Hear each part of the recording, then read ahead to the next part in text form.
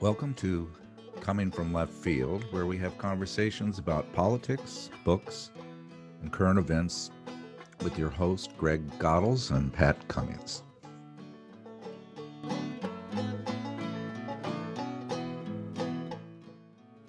For Christmas, my daughter-in-law gave me a subscription to Storyworth to help me write my memoirs. Once a week, I receive a prompt such as, what was your worst subject in school? If your house was on fire, what would you save? What was your dating life like in college? Well, our guest today just published his memoirs. Some of his prompts could have been, in the 60s when Mick Jagger wrote the song Street Fighting Man about you, were you upset that it was banned from being played on the BBC? When you first met Malcolm X, Stokely Carmichael, Marlon Brando, John Lennon, what did you discuss? What was Henry Kissinger's reaction when you called him a world-class criminal during your Vietnam debates? Let's discuss. Well, warm greetings. We are here with Tariq Ali. You are officially a friend of the show because we had you on almost 2 years ago, Tariq, and this is, we are talking about your new book, memoir of You Can't Please All, which your first book was A Street Fighting Man and was about the 60s. This is a book that is 1980 to present. And if for people that don't know you, they should. You're a prolific writer, historian, political activist. In looking at the first page of your book, you've written about 52 books and screenplays. So I don't know if you sleep much. So let's talk about your book. Beginning about 1980, when Margaret Thatcher was just taking power, to the present. Tell us about your book. Well,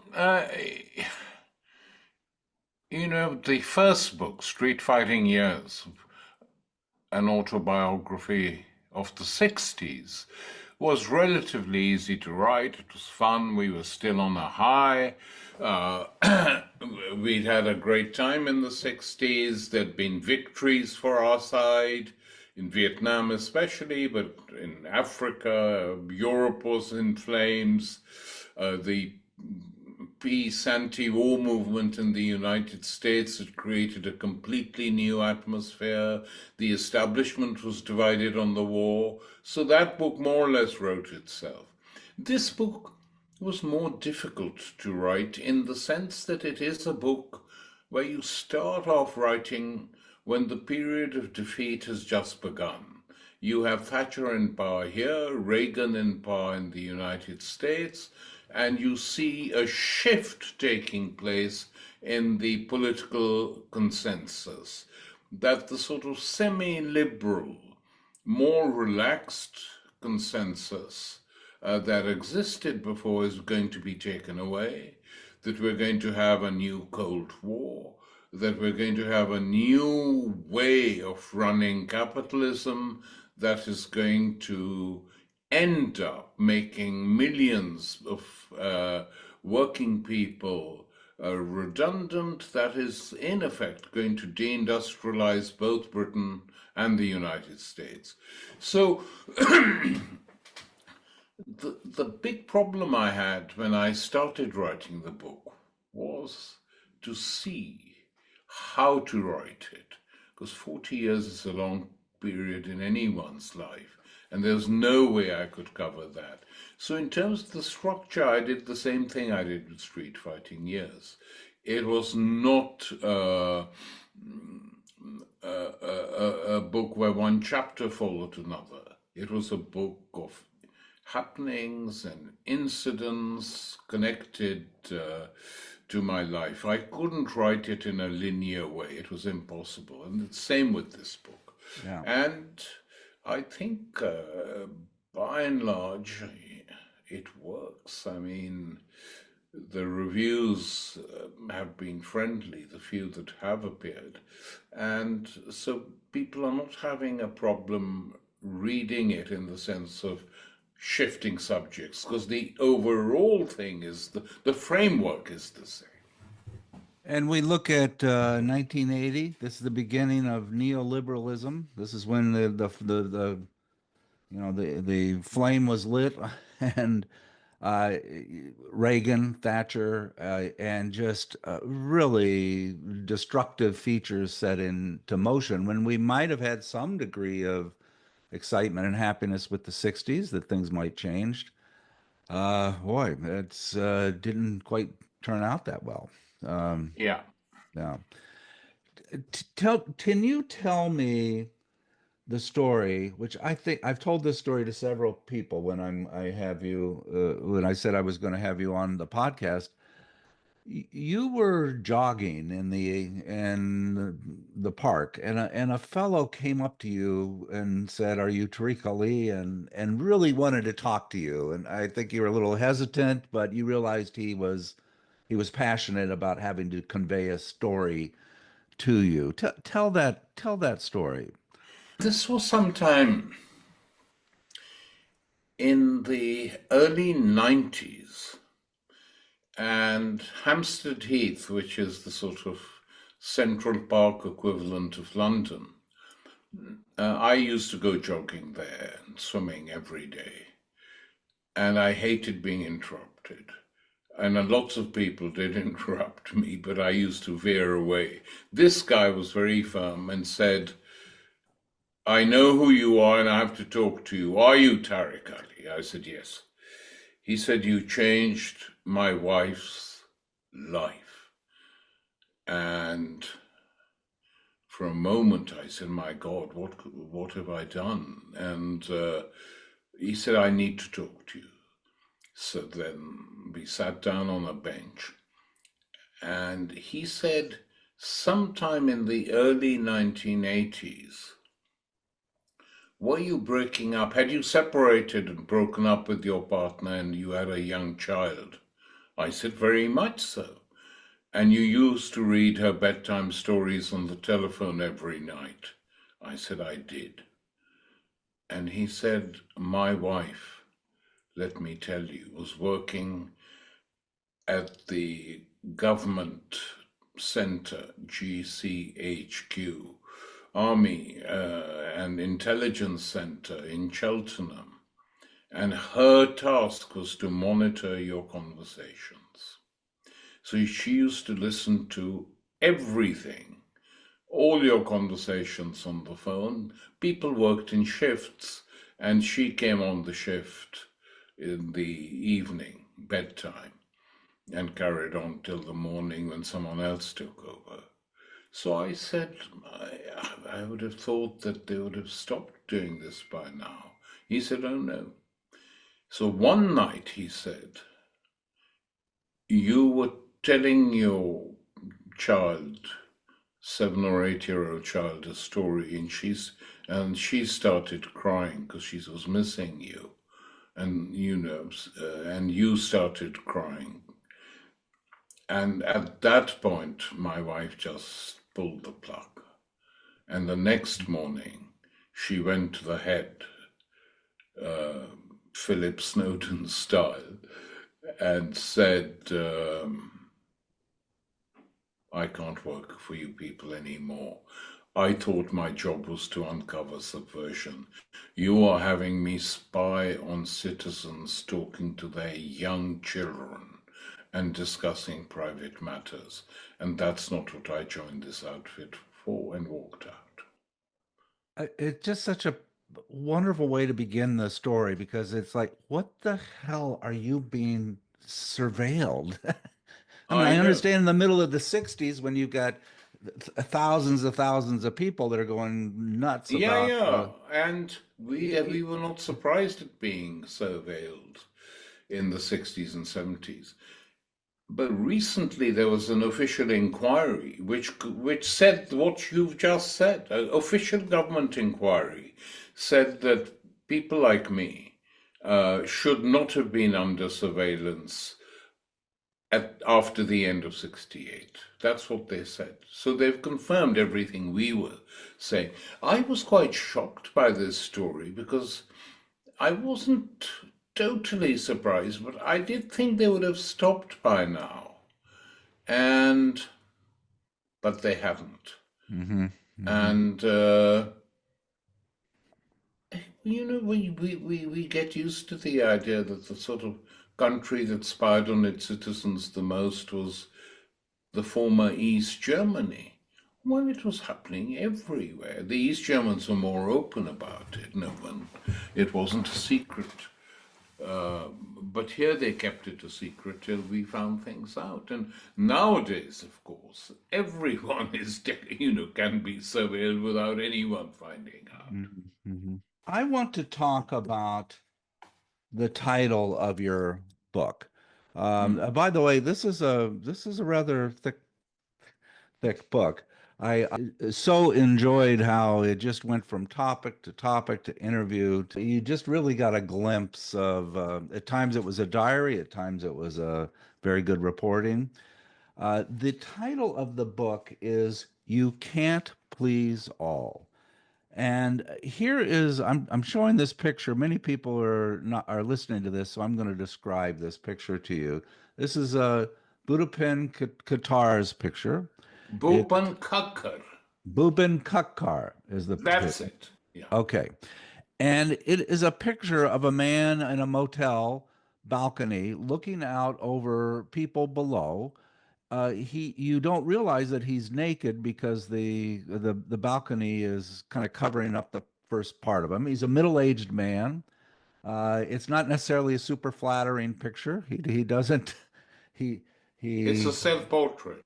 yeah, his self-portrait. He's got gray hair, his body's not perfect, and it's a coming out. It's that I have been a gay man and in India, which is not an easy thing to be.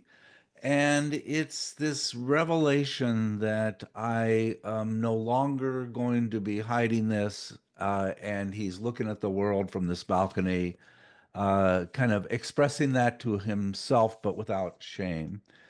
And that's how I see your book too. You're just saying, hey, here I am. I can't make everybody happy. I'm going to be as honest as I am in disclosing who I am and the good and the bad. It's a great capturing of, I think, the essence of your book. I don't know. Tell me what No, you think you're about. right. I mean, Bhupen-Khakhar, the Indian painter, was a dear friend of mine. Mm, And I love his work. There's quite a lot of it in my own house. Uh, and he became one of the great and best known painters of India. Only after an English painter, Howard Hodgkin, went to Delhi, saw his work at the Delhi Biennale, and didn't know who he was. He finally asked the organizers of the Biennale, there are two works I really like, both are by the same painter. And it was Bhupen-Khakhar.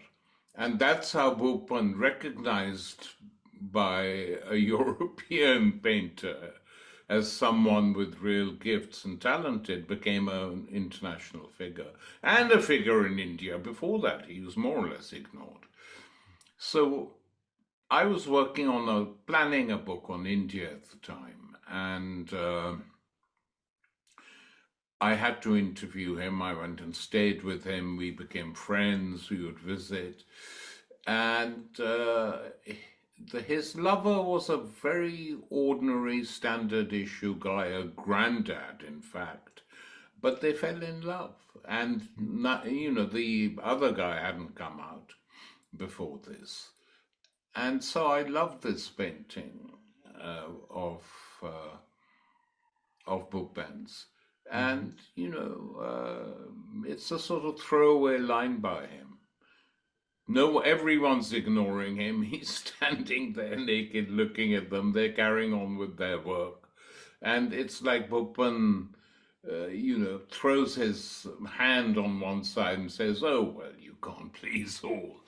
And that was very much my attitude. I was going to write what I wanted to write. This is who I am. This is what my life has been. And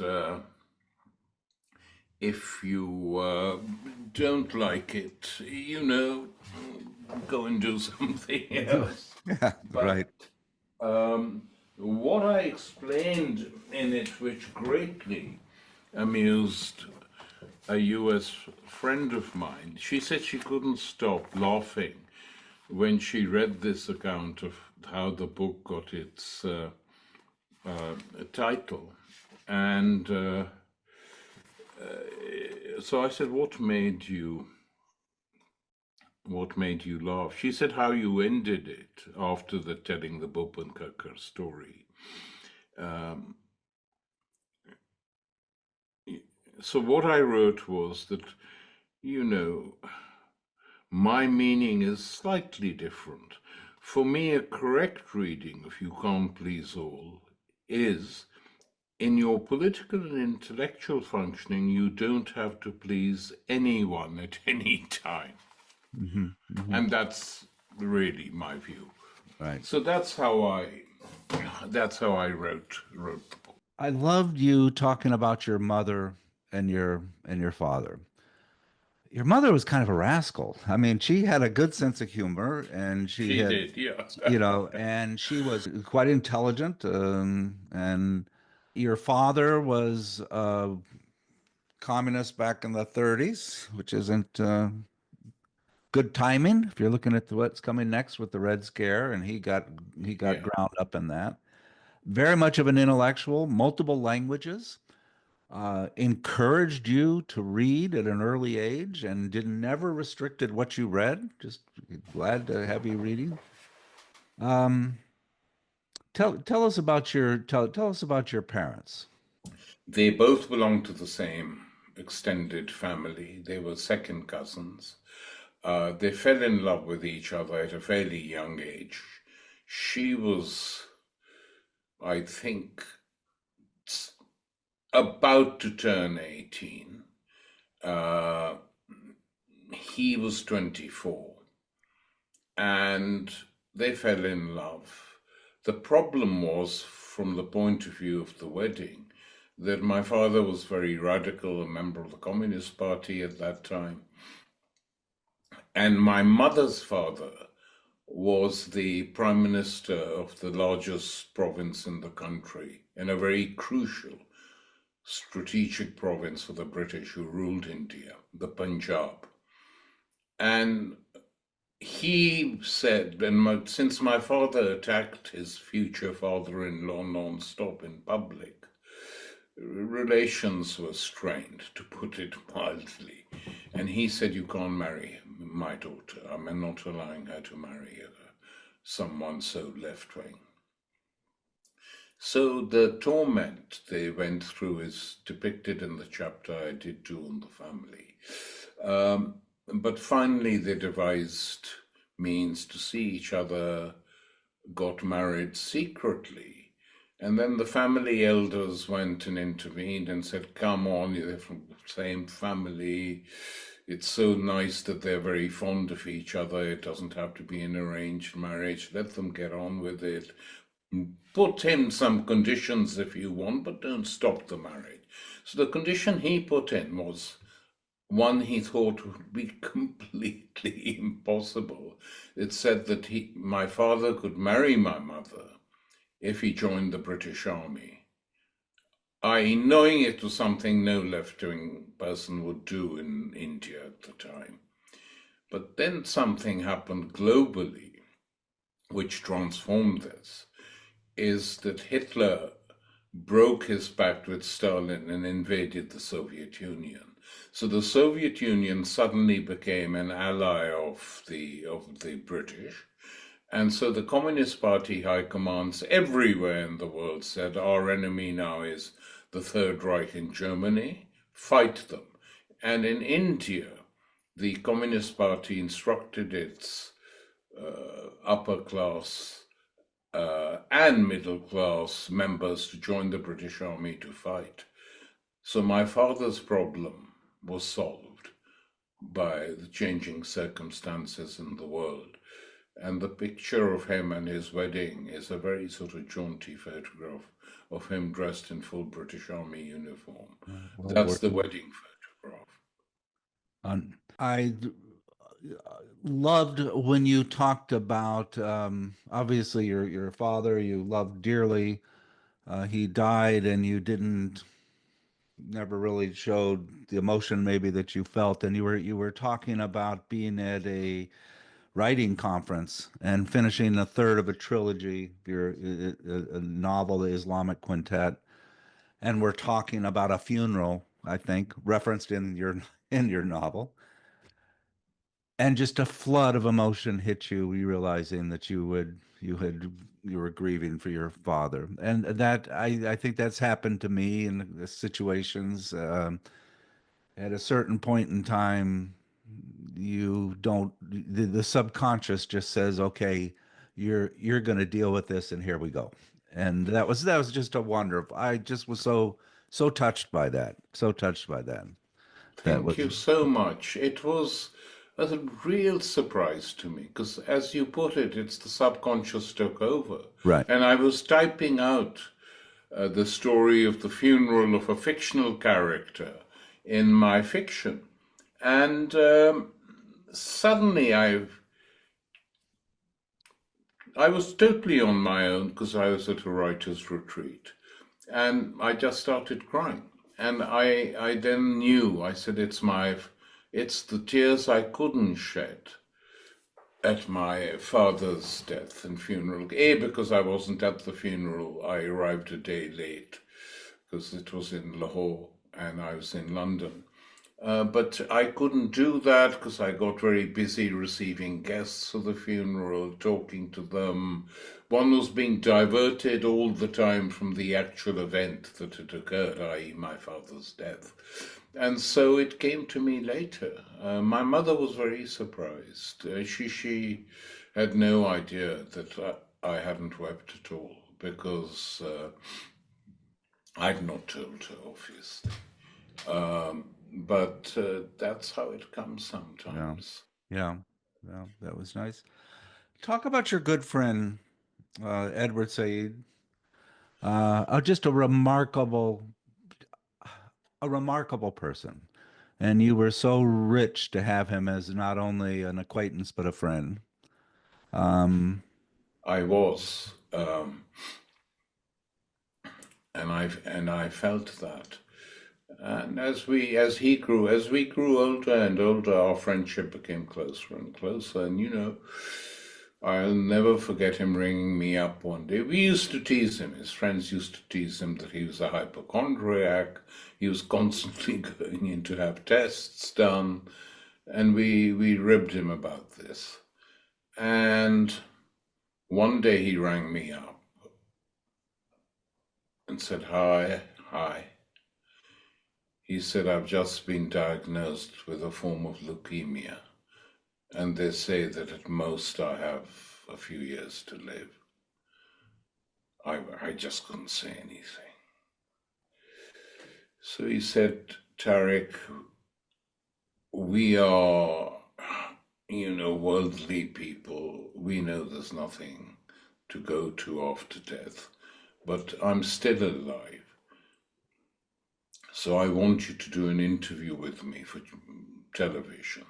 So I rang up Channel 4, for whom I'd done a fair bit of filming and film work, and said, "This is what's happened." And to their enormous credit, they said, "Just go and do it now."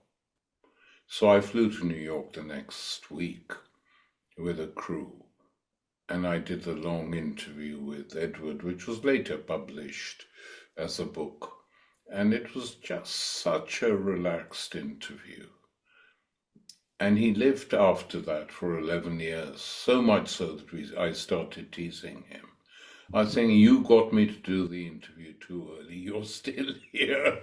We could have done it now and it would have been up to date." But lots of other people did. Hypochondriac. You're hypo. Yeah. I know, I know. And then he and other Palestinian intellectuals, the Khalidi clan in particular, but then after that, Edward educated me about what the origins of the Palestinian crisis, expulsion, occupation were. So I learned a great deal from them. And immediately, a week after the Oslo talks, which were being celebrated, this is it, peace, finally, Edward said it's not going to work. It's a Palestinian Versailles. It's not going to work because the Israelis are never going to fulfill even the meager things they've agreed to. They won't. Their plan is total occupation. So he became very unpopular with the PLO crowd because he told the truth. And they never quite forgave him for that. One of Yasser Arafat's lieutenants, Nabil Shad, said to Edward, "Why do you have to interfere in politics? Does Chairman Arafat give lectures on Shakespeare?" So Edward replied, as he was capable of doing, but he was completely vindicated. He would have been shaken, upset, emotionally traumatized by what has been happening over the last 2 years. Well, he was the first. Norman Finkelstein, you talked about in your book about how he wrote just one of the definitive books. Absolutely on Gaza. I Yeah, We had Norman on to talk about his other book on cancel culture or something, and then a yeah. week afterwards, the Disrupted. situation happened, I know. and I immediately picked up his book on Gaza, and Amazing. I was ashamed of myself that I didn't know more, that I didn't have more passion about this. Yeah. And when you read that book, and then all of the first interviews that Norman did were, well, do you support terrorists? Well, you to support, I know. it was I know. just like, oh my goodness, I was so, and he handled it well. I mean, he handled it really well. He's very good, Yeah. Norman, And handling things. and And speaking of that, Christopher Hitchens. I've read every book that he's done. He was absolutely my intellectual hero. And then Iraq War happened, and he I went. I don't get it. But if you look at Edwards' work on Orientalism, and I have not read that book. I mean, that's, Yeah. another one I need to read. But it's almost as if he was, help me if I'm framing this right. It's like Christopher Hitchens says they're just other. They're just different. They can't. They are. They just can't be assimilated. They're. I know. It was so sad to see him turn into a little Hillary Clinton bitch. I guess Exactly. I can't say that, but you know, He did, yeah. anyway, Unfortunately, he so did. sad. I think it was 9/11 that did it. 9/11, right? Yeah. That is what turned Christopher. And what the actual causes are, I do not know. The story goes that Graydon Carter, editor of Vanity Fair, said to him, "You've got to decide, chum, which side you're on. Because if you're on the wrong side of this one, and your life and career will be affected if you're in the United States." And I don't know what sort of motivated Christopher. He was far too intelligent not to see what was going on. I mean, Chalmers Johnson had written a whole book about predicting this a Blowback. year before. Yeah. Blowback. Yeah. Yeah. You Yeah. know, eh, It was sad, and I think it was sad for you. Although it was sad. you're kind of a smart aleck, because I love the way where you greeted him at the end of this by calling him General. That was, I'm sure he got a kick out of that, kick out of that too. The 9/11 chapter in your book was one of the better chapters, because it starts with 9/11 happening, and everyone's trying to make sense of this. And you are one of the few people that documented that the world was not necessarily shocked and thought this was horrible. They thought this punch in the nose was kind of, Deserved. deserved. And there were a few, there were a few countries that stood by us, but by and large, if you were just to do a poll in the whole human race, people thought, well, you get kind of you you make your bed hard, you have to sleep in it, and you did a nice job in kind of expressing that, expressing where this came through. But the second part of the chapter was, but you're going to take Osama bin Laden and make him the the person that you're going to hook your wagon to, the way he treats women, this it was great because it had the two um, distinct opinions, both of which are right, but they often aren't spoken together. No, no, exactly. And that still goes on. I mean, if you see what's happened in Syria as we speak, the Turks and the Israelis and the United States combined have put an Al Qaeda operative in charge of the country. Just unbelievable. Well, it's not to me, but it is to many people. And they're carrying out acts of terror, beating people up, locking people up. Revenge killings are going on in Syria as we speak. So no one takes what happened as a huge victory except the official Western media. Let's talk about England. Uh, Why? I I went and I have my cheat sheet. You can see it says cheat sheet of all the prime ministers, and I have a very dear friend who's a Brit, and a Brit who married a Cuban. And we just love to share books. And I mentioned your book, Churchill. His mother actually went through the bombings, and I said, you just got to read this. This will change, because I had read Eric Larson's book on Churchill, and I had gone through the whole, Churchill's this had a few years there where he's a wonderful person.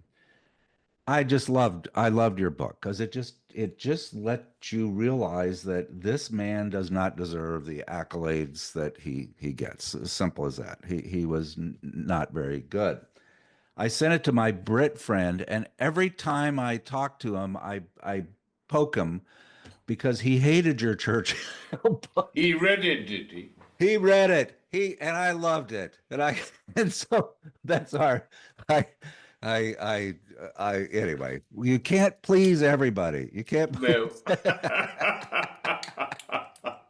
But anyway, that's my dear friend. So I had him look at. I'm not that familiar with all of the prime ministers. Yeah. I know Boris Yeltsin was a very smart Trump that was lazy. I knew a couple of these things. But what's going on now is they have the Labor party is in charge. It's just it might be like the Democrats are in charge in our country. They're just useless. They're They're totally and totally completely useless. totally useless. And To- they have expelled all the best people from the party. I I okay. So you mentioned that the far right is a fringe group, a small group. The liberal Labor Democrats is useless, and we're being run by this extreme center. You know, Yeah. this mass in the middle that will float here and there, but that are not making good decisions or not having good observations or are scattered or I don't know. Talk about the extreme center and your thoughts about that. Well, we have a classic extreme centre party now in power. It's very difficult to find any real disagreements with Starmer, the Lib Dems, and even the Conservatives. So the result of all this is, as in other parts of Europe, that the far right is beginning to get stronger and stronger and stronger. And Nigel Farage, the leader of the Reform Party, is a maverick figure, but well to the right in British terms, and their British Prime Minister Keir Starmer, to show that he's not hostile to him, walked up to him in Parliament the other day and shook his hand warmly, of Nigel Farage. And Farage will probably get more votes than the official Conservatives. Mm. So at the next election, God knows. But this Labour Party, Starmer's Labour Party, it looks and feels as if it's been created by the intelligence services. What they say, what they repeat. And lots of people do argue, I mean, conspiracist theory, talking that Starmer was picked and chosen to replace Jeremy Corbyn, who was a radical figure, by the secret services. But, not in any sort of secret way, but publicly saying this is the best guy and he could transform the Labour Party, and which he's done. So we have this huge crisis now in Britain and other parts of Europe, not just Britain. Germany's another case in point, of a big deficit, a democratic deficit, where it doesn't matter who you vote for, the same things will happen. And that's in the old days, the Europeans used to mock the United States for being a Tweedledum, Tweedledee outfit. If you don't get Tweedledee, you'll get Tweedledum in power. The whole of Europe is now virtually the same. Mm-hmm. So it's a sad day, but I think this is what they're getting, as they're gearing up for new wars and maintaining US hegemony all over the world by the use of military weapons, not through ideology or human rights rhetoric. That's all gone in my. Want to apologize for Elon Musk. I thought he was just our problem, but it looks like with Tony Robson, he's your problem. And we look at Germany, him supporting the neo-Nazi, right wing. He's their problem. I know. And I think that gets to this, you talk about the extreme center. What happened? What happens when you have someone with that much wealth, singularly, who can just get rid of politicians with a rounding error of his wealth, can influence democracy effectively. He can buy democracy. It's a new phenomenon. I mean, we had the robber barons. We've got our capitalism running amok and increasingly having more and more say in things. But this is a singular individual who's not necessarily that well put together from a good psychiatrist profile. I don't know. I mean, the thing is, he's a sort of, lots of billionaires do these things in private. This guy wants to do them in public and pretend he is a political figure, giving instructions to politicians who are beholden to him. That is how he operates. And, others have done it in the past, not like this. I mean, the other figure who has really had an impact globally through his media ownerships is Rupert Murdoch, of course. Of course. Who gave So it is that it seems as if capitalism, to procure its frontiers and to make sure that these frontiers aren't disturbed by anyone, uses people like this all over the show. I remember once I was in Texas giving a talk in Houston on the Iraq War, and the talk was largely attended by oil millionaires. And we talked, and they were very hostile to the war. It is utterly crazy. These politicians are going mad. And then one of them said, I do envy China. They don't, they have capitalism, they have one group of people running the show. You don't have to waste time on all these elections or anything. If the US was like that, we'd be better off. So this sort of attitude was pronounced even at the beginning of this century, and now I think lots of people talk like that. How can we compete with China? We have a democracy, as if that's the problem. Well, I know you have another Yeah, podcast, and I am so sorry that Greg couldn't be here. We didn't talk at the me too. beginning, but Greg is the sister that raised him, who's in her mid 90s, is very ill, and he is driving his Right. car through one of the worst snowstorms in our country's last couple of decades to get to her and take care of her, and that's who Greg is. So, My um, best to him, and yeah. the also the sad thing is that Greg and I have spent about an hour prior to this podcast just talking about you and arguing back and forth. We don't always agree, but we always enjoy our conversation. In your book, at the beginning of your book, it lists all of the all of your books and screenplays.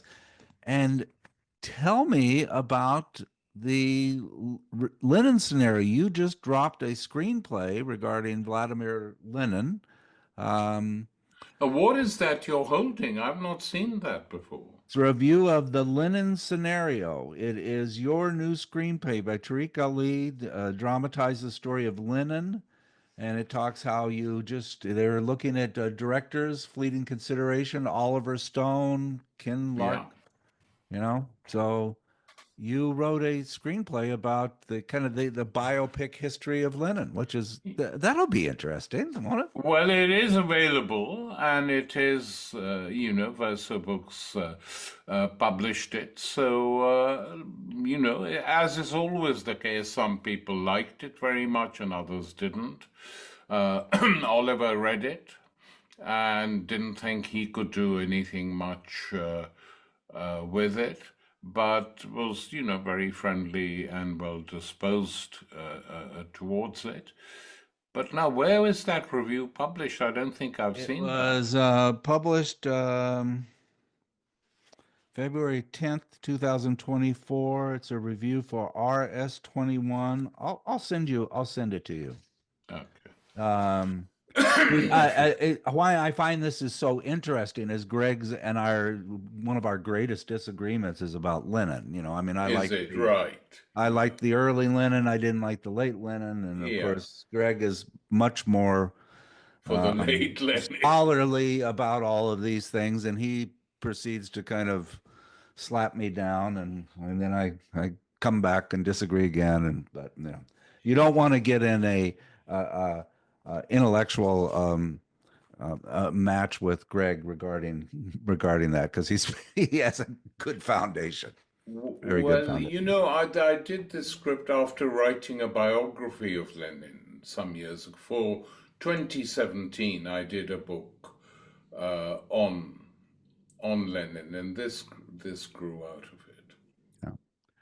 Thank you so much. I just can't. Thanks. To give me some time after reading your book is just a treat, and Thank you very I much. just want you to keep working, writing, and I will be following you. And you know that there's a lot of people that care about you dearly, and and that's quite prominent. You're still a street fighting man, and speaking of which, I had no idea that the Rolling Stones, when they wrote that song about you, couldn't get it played on BBC, couldn't get it played in America. It was too radical to have someone stand up and say, "I'm against the war," and have thousands and thousands of people cheering in agreement. That just didn't play very well. So anyway, there you go. That's it. Very Thank you. good. Good to see Yeah. you. Bye. Bye.